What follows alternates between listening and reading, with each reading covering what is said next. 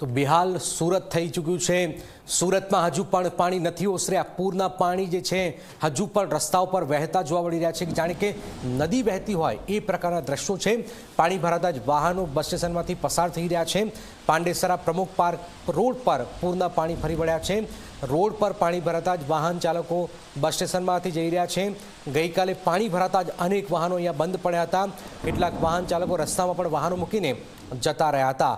સુરતના હાલ બેહાલ થઈ રહ્યા છે। સુરત અડધું સુરત જાણે કે પાણી પાણી થઈ ગયું છે એ સ્થિતિ છે। આપ જોઈ રહ્યા છો લોકો મહા મુસીબતમાં।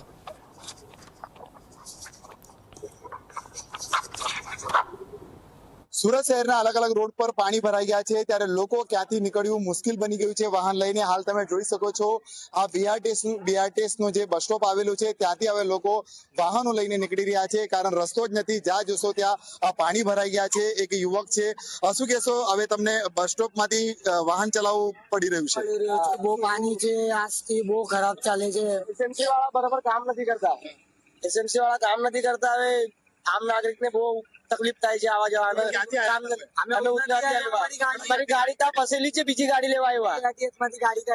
બીઆરટીએસ માંથી ગાડીને લઈ આવ્યા બસ સ્ટોપ માંથી। બસ સ્ટોપ માંથી લોકો વાહનો ચલાવી રહ્યા છે। બાઇક અહીંથી પસાર થઈ રહી છે, સાયકલ ચાલક હોય, રાહદારી હોય।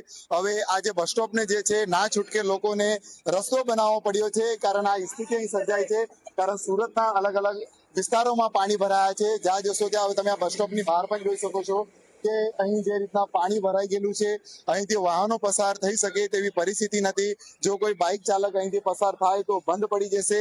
પરંતુ હવે લોકો જે છે આ મહાનગરપાલિકાનું જે સિટી બીઆરટીએસ જે બસ સ્ટોપ આવેલું છે હવે ત્યાંથી લોકો ચાલતા જઈ રહ્યા છે। અનેક વાહન ચાલકો પોતાનું મોપેડ લઈને જે છે અહીંથી પસાર થઈ રહ્યા છે કારણ સુરત શહેરની અંદર મોટા ભાગના રસ્તામાં પાણી ભરાઈ ગયા છે। જ્યાં જશો ત્યાં ટ્રાફિક છે, લોકો રસ્તો શોધી રહ્યા છે પોતાના ઘર સુધી પહોંચવા માટે।